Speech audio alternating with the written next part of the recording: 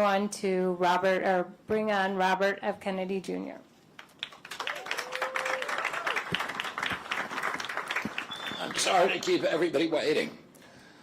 16 months ago, in April of 2023, I launched my campaign for President of the United States. I began this journey as a Democrat, the party of my father, my uncle, the party which I pledged my own allegiance to long before I was old enough to vote.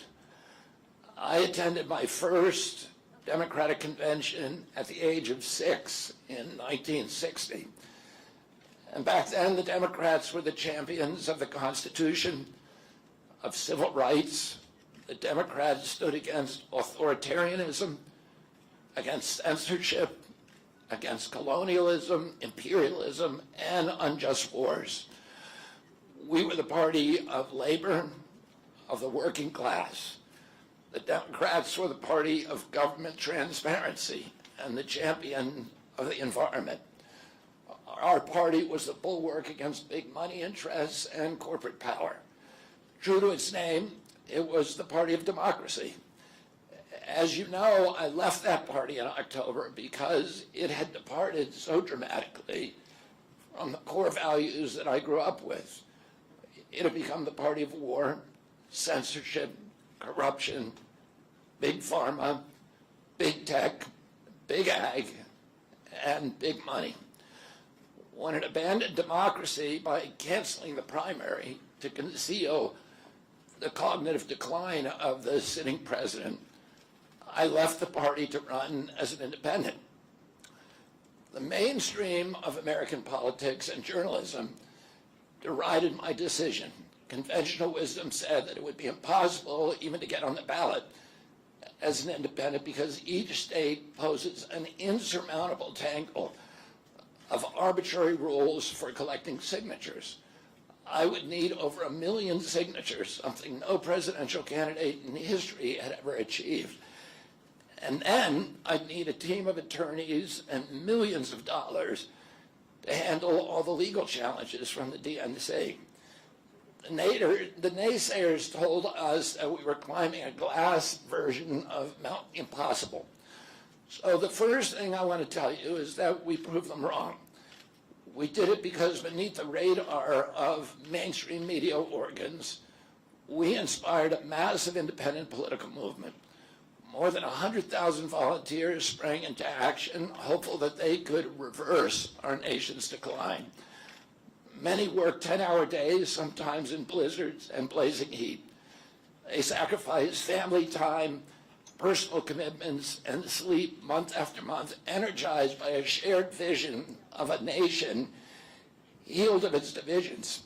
They set up tables at churches and farmers' markets. They canvassed door to door. In Utah and in New Hampshire, volunteers collected signatures in snowstorms, convincing each supporter to stop in the frigid cold, to take off their gloves, and to sign legibly. During a heat wave in Nevada, I met a tall, athletic volunteer who cheerfully told me that he had lost 25 pounds collecting signatures in 117-degree heat. To finance this effort, young Americans donated their lunch money, and senior citizens gave up part of their Social Security checks. Our 50-state organization collected those millions of signatures and more. No presidential campaign in American political history has ever done that. And so I want to thank all of those dedicated volunteers and congratulate the campaign staff who coordinated this enormous logistical feat. Your accomplishments were regarded as impossible. You carried me up that glass mountain. You pulled off a miracle. You achieved what all the pundits said could never be done. You have my deepest gratitude, and I'm never going to forget that, not just for what you did for my campaign, but for the sacrifices you made because you love our country. You showed everyone that democracy is still possible here. It continues to survive in the press and in the idealistic human energies that still thrive beneath a canvas of neglect, and of official and institutional corruption. Today, I'm here to tell you that I will not allow your efforts to go to waste. I'm here to tell you that I will leverage your tremendous accomplishments to serve the ideals that we share, the ideals of peace, of prosperity, of freedom, of health, all the ideals that motivated my campaign. I'm here today to describe the path forward that you've opened with your commitment and with your hard labors. Now, in an honest system, I believe that I would have won the election. In a system like kind that my father and my uncles thrived in, a system with open debates, with fair primaries, with regularly scheduled debates, with fair primaries, and with a truly independent media untainted by government propaganda and censorship. In a system of nonpartisan courts and election boards, everything would be different. After all, the polls consistently showed me beating each of the other candidates, both in favorability and also in head-to-head matchups. But I'm sorry to say that while democracy may still be alive at the grassroots, it has become little more than a slogan for our political institutions, for our media, and for our government, and most sadly at all for me, the Democratic Party. In the name of saving democracy, the Democratic Party set itself to dismantling it, lacking confidence in its candidate, that its candidate could win in a fair election at the voting booth. The DNC waged continual legal warfare against both President Trump and myself. Each time that our volunteers turned in those towering boxes of signatures needed to get on the ballot, the DNC dragged us into court, state after state, attempting to erase their work and to subvert the will of the voters who had signed those petitions. It deployed DNC-aligned judges to throw me and other candidates off the ballot and to throw President Trump in jail. It ran a sham primary that was rigged to prevent any serious challenge to President Biden. Then, when a predictably bungled debate performance precipitated the palace coup against President Biden, the same shadowy DNC operatives appointed his successor, also without an election. They installed a candidate who was so unpopular with voters that she dropped out in 2020 without winning a single delegate. My uncle and my father both relished debate. They prided themselves on their capacity to go toe-to-toe with any opponent in the battle over ideas. They would be astonished to learn of a Democratic Party presidential nominee who, like Vice President Harris, has not appeared in a single interview or an unscripted encounter with voters for 35 days. This is profoundly undemocratic. How are people to choose when they don't know whom they are choosing? And how can this look to the rest of the world? My father and my uncle were always conscious of America's image abroad because of our nation's role as the template for democracy, the role model for democratic processes, and the leader of the free world. Instead of showing us her substance and character, the DNC and its media organs engineered a surge of popularity for Vice President Harris based upon, well, nothing. No policies, no interviews, no debates, only smoke and mirrors and balloons in a highly produced Chicago circus. There in Chicago, a string of Democratic speakers mentioned Donald Trump 147 times just on the first day. Oh, who needs a policy when you have Trump to hate? In contrast, at the RNC convention, President Biden was mentioned only twice in 4 days. I do interviews every day. Many of you have interviewed me. Anybody who asks gets to interview me. Some days I do as many as 10. President Trump, who actually was nominated and won an election, also does interviews daily. How did the Democratic Party choose a candidate that has never done an interview or debate during the entire election cycle? We know the answers. They did it by weaponizing the government agencies. They did it by abandoning democracy. They did it by suing the opposition and by disenfranchising American voters. What most alarms me isn't how the Democratic Party conducts its internal affairs or runs its candidates.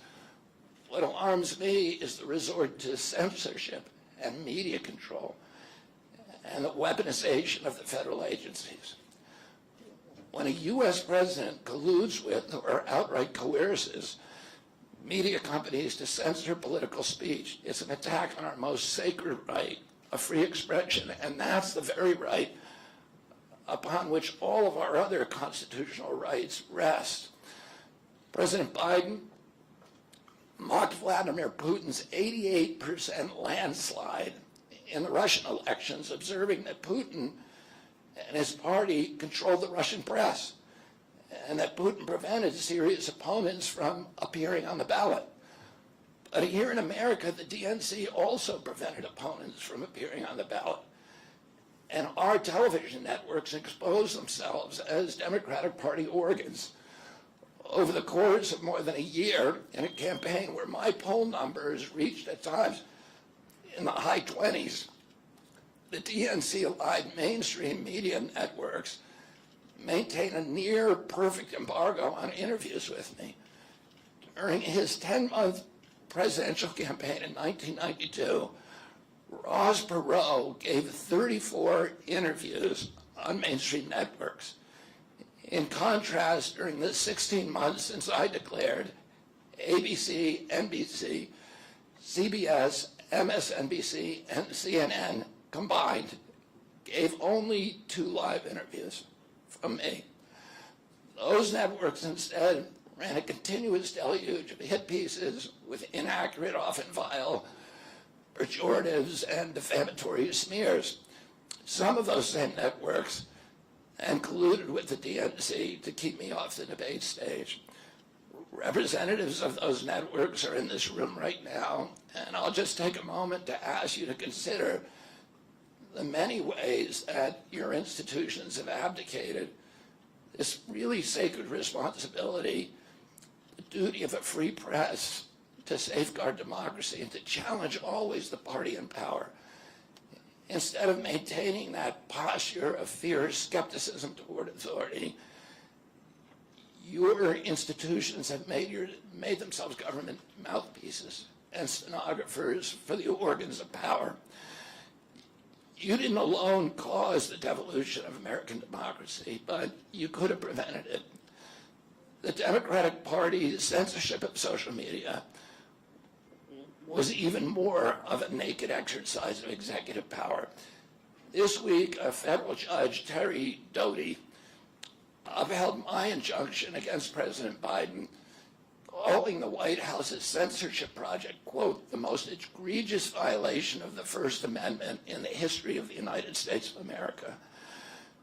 Doty's previous 155-page decision details how just 37 hours after he took the oath of office, swearing to uphold the Constitution, President Biden and his White House opened up a portal and then invited the CIA, the FBI, CISA, which is a censorship agency, it's the center of the censorship industrial complex, DHS, the IRS, and other agencies to censor me and other political dissidents on social media.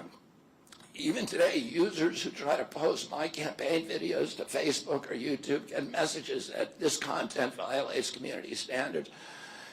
2 days after Judge Doty rendered his decision this week, Facebook was still attaching warning labels to an online petition calling on ABC to include me in the upcoming debate. They said that violates community standards, their community standards. The mainstream media was once the guardian of the First Amendment and democratic principles, and it's joined this systemic attack on democracy. It also, the media justifies their censorship on the grounds of combating misinformation. But governments and oppressors don't censor lies. They don't fear lies. They fear the truth, and that's what they censor. And I don't want any of this to sound like a personal complaint, because it's not. For me, it's all part of a journey, and it's a journey that I signed up with. But I need to make these observations because I think they're critical for us doing the thing that we need to do as citizens in a democracy to assess where we are in this country and what our democracy still looks like, and the assumptions about U.S. leadership around the globe. And are we really still a role model for democracy in this country? Or have we made it, a kind of a joke? And here's the good news. While mainstream outlets denied me a critical platform, they didn't shut down my ideas, which have especially flourished among young voters and independent voters, thanks to the alternative media. Many months ago, I promised the American people that I would withdraw from the race if I became a spoiler. A spoiler is someone who will alter the outcome of the election but has no chance of winning. In my heart, I no longer believe that I have a realistic path to electoral victory in the face of this relentless, systematic censorship and media control. So I cannot in good conscience ask my staff and volunteers to keep working their long hours or ask my donors to keep giving when I cannot honestly tell them that I have a real path to the White House.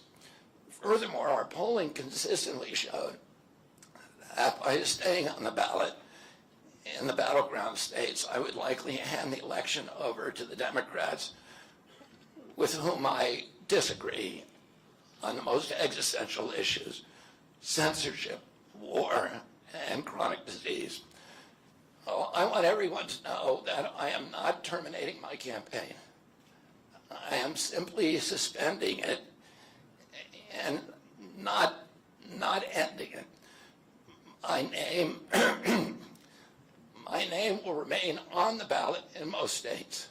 If you live in a blue state, you can vote for me without harming or helping President Trump or Vice President Harris. In red states, the same will apply. I encourage you to vote for me. And if enough of you do vote for me, and neither of the major party candidates win 270 votes, which is quite possible. In fact, today our polling shows them tying at 269 to 269. And I could conceivably still end up in the White House in a contingent election. But in about 10 battleground states where my presence would be a spoiler, I'm going to remove my name. And I've already started that process and urge voters not to vote for me. It's with a sense of victory and not defeat that I'm suspending my campaign activities. Not only did we do the impossible by collecting 1 million signatures, we changed the national political conversation forever. Chronic disease, free speech, government corruption, breaking our addiction to war have moved to the center of politics. I can say to all who have worked so hard in the last year and a half, thank you for a job well done. 3 great causes drove me to enter this race in the first place, primarily. And these are the principal causes that persuaded me to leave the Democratic Party and run as an independent. And now to throw my support to President Trump. The causes were free speech, a war in Ukraine, and the war on our children.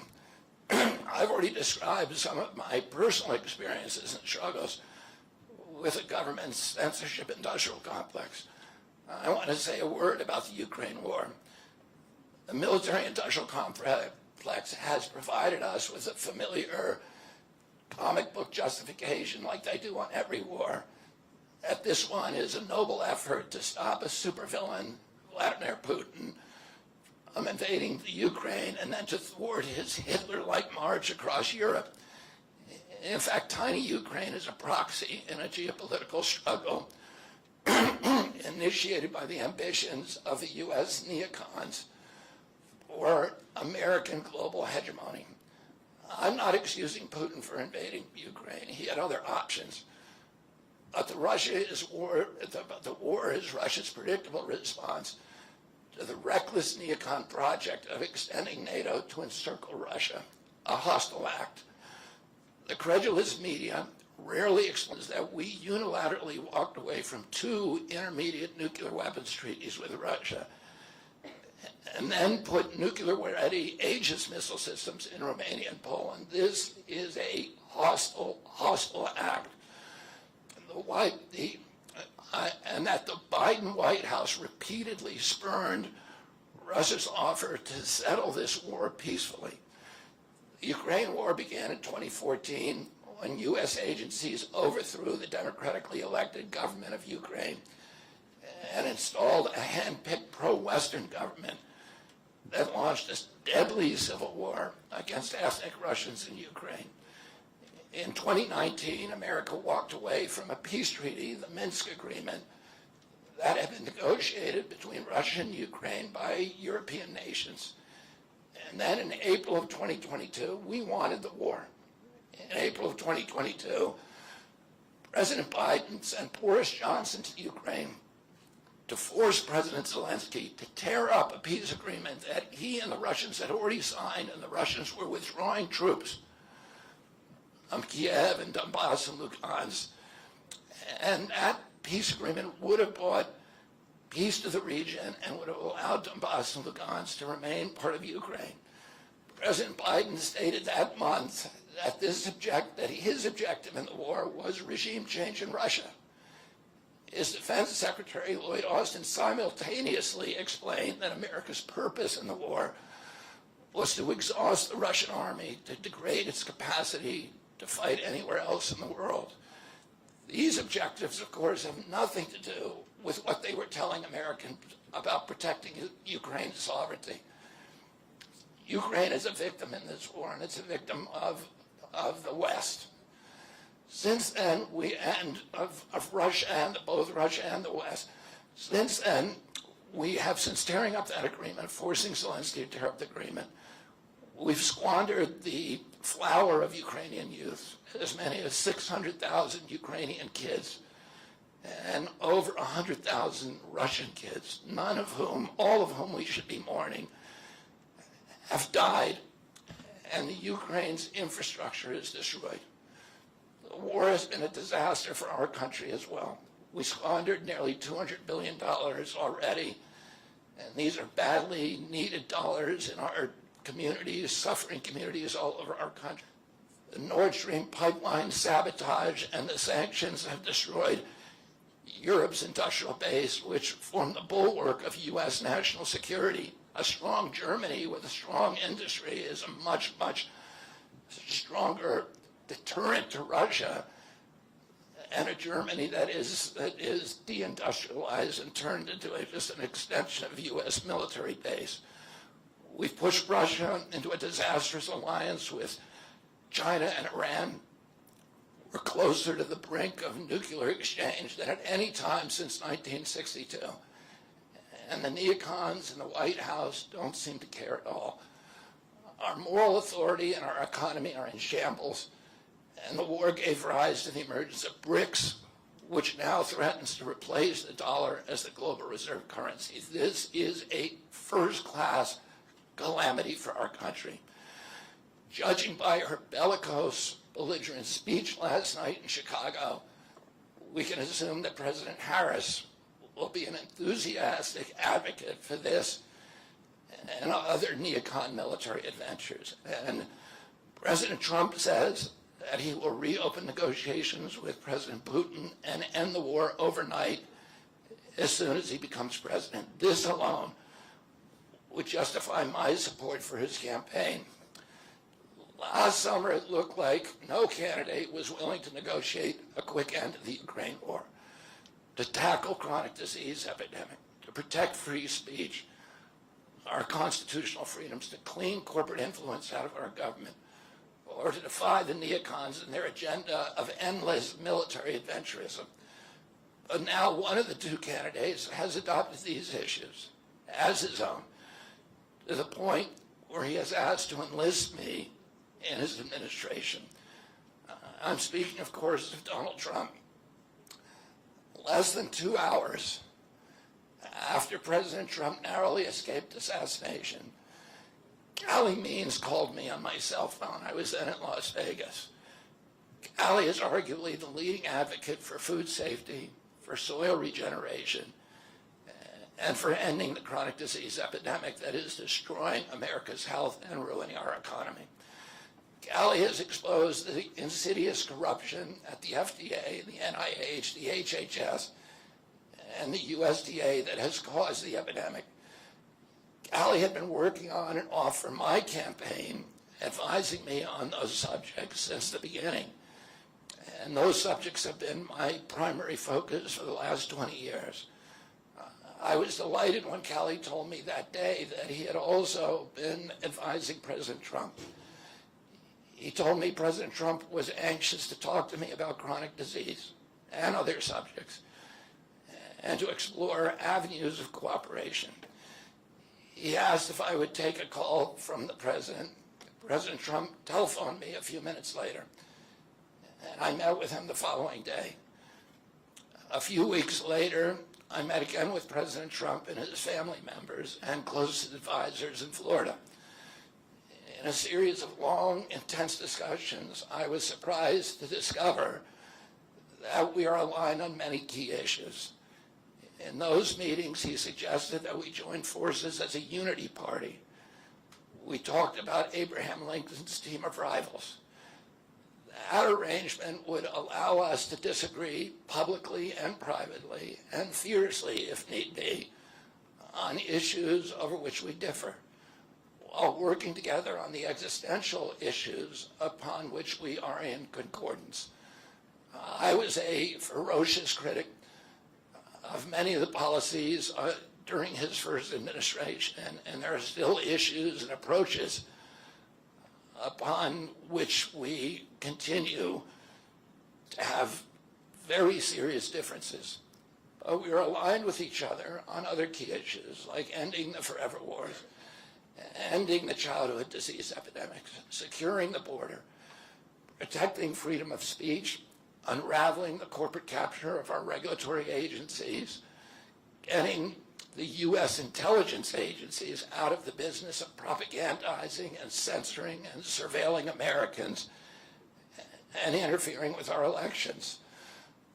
Following my first discussion with President Trump, I tried unsuccessfully to open similar discussions with Vice President Harris. Vice President Harris declined to meet or even to speak with me. Suspending my candidacy is a heart-rending decision for me, but I'm convinced that it's the best hope for ending the Ukraine war and ending the chronic disease epidemic that is eroding our nation's vitality from the inside, and for finally protecting free speech.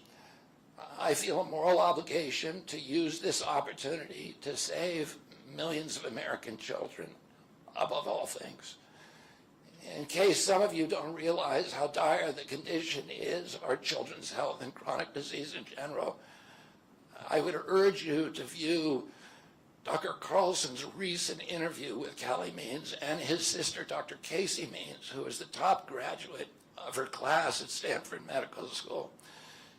This is an issue that affects all of us far more directly and urgently than any culture war issue, and all the other issues that we obsess on and that are tearing apart our country. This is the most important issue. Therefore, it has the potential to bring us together. So let me share a little bit about why I believe it's so urgent. Today, two-thirds, we spend more on healthcare than any country on earth, twice what they pay in Europe. And yet we have the worst health outcomes of any nation in the world. We're about 79th in health outcomes behind Costa Rica and Nicaragua and Mongolia and other countries. Nobody has a chronic disease burden like we have. And during a COVID epidemic, we had the highest body count of any country in the world. We had 16% of the COVID deaths, and we only have 4.2% of the world's population. And CDC says that's because we are the sickest people on earth. We have the highest chronic disease rate on earth. And the average American who died from COVID had 3.8 chronic diseases. So these were people who had immune system collapse, who had mitochondrial dysfunction. And no other country has anything like this. 2/3 of American adults and children suffer from chronic health issues. 50 years ago, that number was less than 1%. So we've gone from 1% to 66%. In America, 74% of Americans are now overweight or obese, and 50% of our children. 120 years ago, when somebody was obese, they were sent to the circus. There were case reports done about them. Obesity was almost unknown. In Japan, the childhood obesity rate is 3% compared to 50% here. Half of Americans have pre-diabetes or type 2 diabetes. When my uncle was president, I was a boy. Juvenile diabetes was effectively non-existent. A typical pediatrician would see one case of diabetes during his entire career, a 40 or 50-year career. Today, 1 out of every 3 kids who walks through his office door is diabetic or pre-diabetic. And the mitochondrial disorder that caused diabetes also causing Alzheimer's, which is now classified as diabetes. And it's costing this country more than our military budget every year. There's been an explosion of neurological illnesses that I never saw as a kid: ADD, ADHD, speech delay, language delay, Tourette's syndrome, narcolepsy, ASD, Asperger's, autism. In the year 2000, the autism rate was 1 in 1,500. Now autism rates in kids are 1 in 36, according to CDC nationally. Nobody's talking about this. 1 in every 22 kids in California has autism. And this is a crisis that 77% of our kids are too disabled to serve in the United States military. What is happening to our country? And why isn't this in the headlines every single day? There's nobody else in the world that is experiencing this. This is only happening in America. About 18%, and by the way, there has been no change in diagnosis, which the industry sometimes like to say. There has been no change in screening. This is a change in incidence. In my generation, 70-year-old men, the autism rates are about 1 in 10,000. In my kids' generation, 1 in 34. I'll repeat, in California, 1 in 22. Why are we letting this happen? Why are we allowing this to happen to our children? These are the most precious assets that we have in this country. How can we let this happen to them? About 18% of American teens now have fatty liver disease. That's like 1 out of every 5. That disease, when I was a kid, only affected late-stage alcoholics who were elderly. Cancer rates are skyrocketing in the young and the old. Young adult cancers are up 79%. 1 in 4 American women is on antidepressant medication. 40% of teens have a mental health diagnosis. And 15% of high schoolers are on Adderall, and 500,000 children on SSRIs.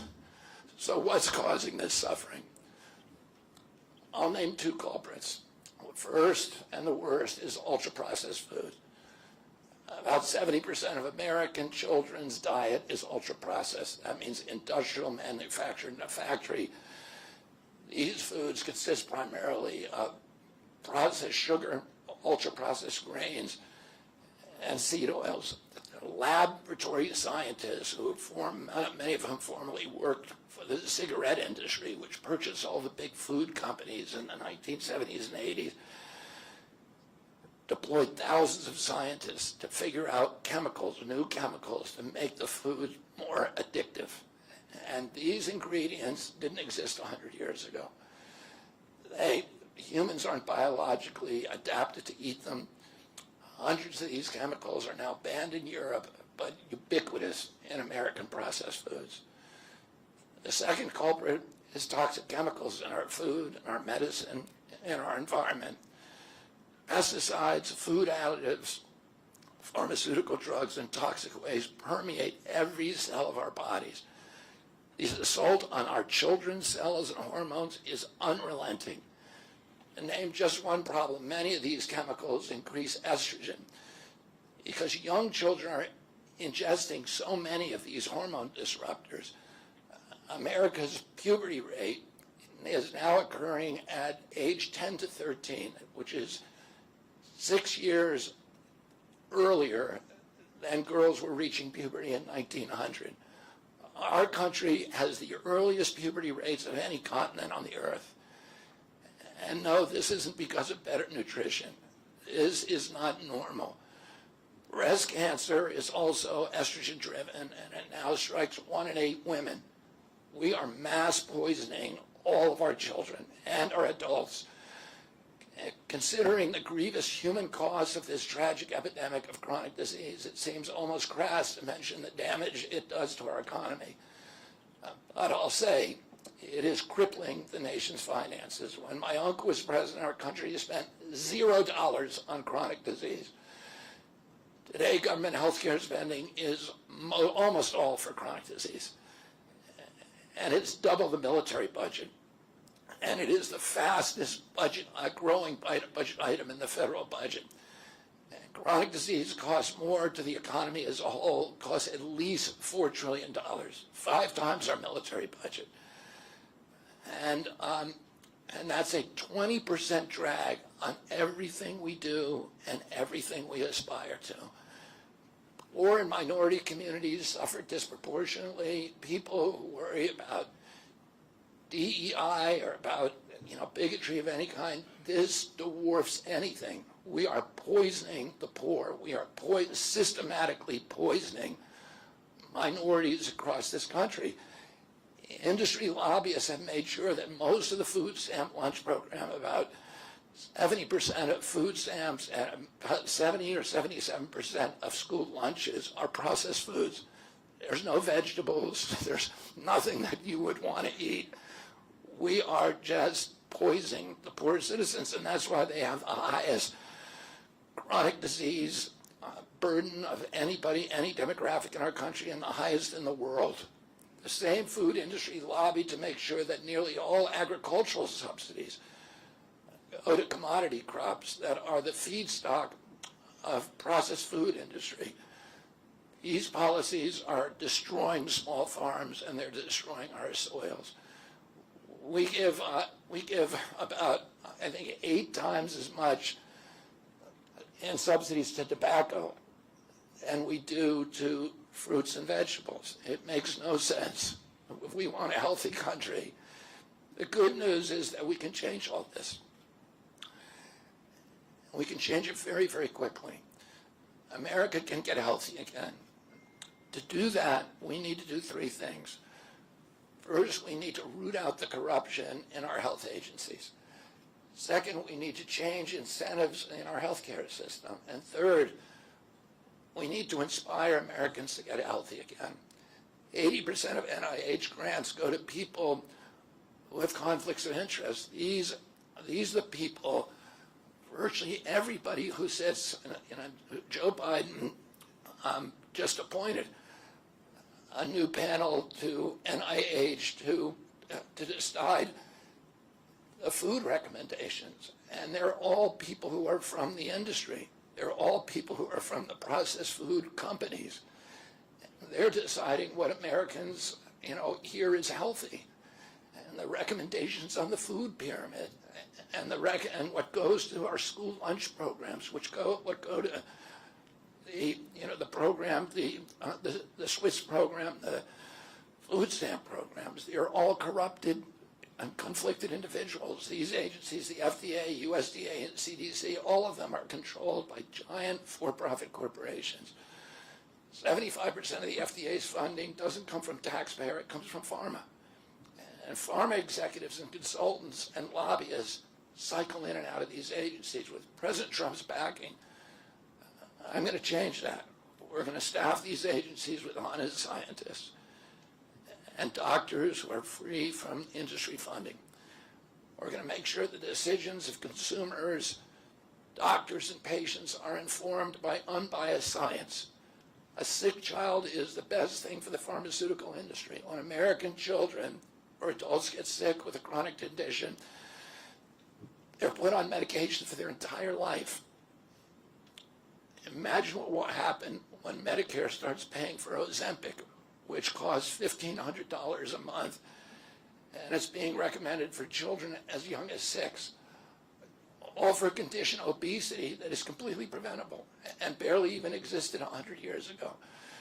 And 74% of Americans are obese. The cost, if all of them took their Ozempic prescription, is $3 trillion a year. This is a drug that is made by Novo Nordisk, the biggest company in Europe. It's a Danish company, and the Danish government does not recommend it. It recommends change in diet to treat obesity and exercise. And in our country, the recommendation now is for Ozempic to children at age 6. Novo Nordisk, the biggest company in Europe, and virtually its entire value is based upon its projections of what it's going to sell, of the Ozempic it's going to sell to America. And we have the food lobbyists have a bill in front of Congress today that is backed by the White House, backed by Vice President Harris and President Biden, to allow this to happen. This $3 trillion cost that is going to bankrupt our country. For a fraction of that amount, we could buy organic food for every American family, 3 meals a day, and eliminate diabetes altogether. We're going to bring healthy food back to school lunches. We're going to stop subsidizing the worst foods with our agricultural subsidies. We're going to get toxic chemicals out of our food. We're going to reform the entire food system. And for that, we need new leadership in Washington. Because unfortunately, both the Democrats and the Republican parties are in cahoots with the big food producers, Big Pharma and Big Ag, which are among the DNC's major donors. Vice President Harris has expressed no interest in addressing this issue. 4 more years of Democratic rule will complete the consolidation of corporate and neocon power, and our children will be the ones who suffer most. I got involved with chronic disease 20 years ago, not because I chose to or wanted to.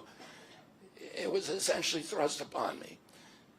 It was an issue that should have been central to the environmental movement. I was a central leader at that time, but it was widely ignored by all the institutions, including the NGOs, who should have been protecting our kids against toxins. It was an orphaned issue, and I had a weakness for orphans. I watched generations of children get sicker and sicker. I had 11 siblings, and I had 7 kids myself. I was conscious of what was happening in their classrooms and to their friends, and I watched these sick kids, these damaged kids. In that generation, almost all of them are damaged.